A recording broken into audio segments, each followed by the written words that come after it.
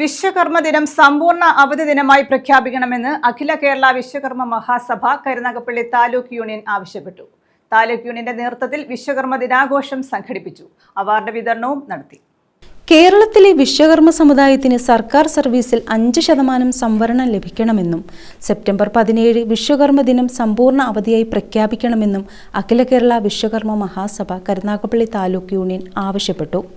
Devaswom board, PSC തുടങ്ങിയ ഭരണഘടനാ സ്ഥാപനങ്ങളിലേക്ക് വിശ്വകർമ്മ പ്രാതിനിധ്യം ഉറപ്പാക്കണമെന്നും കരുനാഗപ്പള്ളി താലൂക്ക് യൂണിയൻ ആവശ്യം ഉന്നയിച്ചു.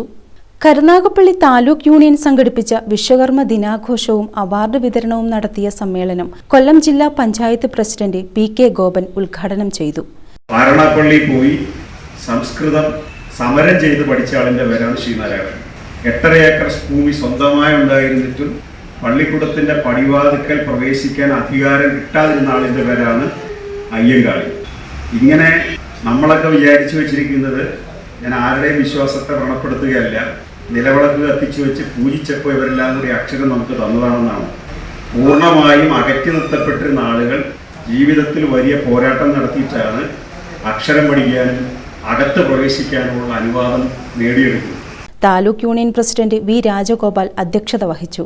പ്രാധാന്യവും അതുപോലുള്ള ഗുണങ്ങളും നമുക്ക് ലഭിച്ചിരുന്നു.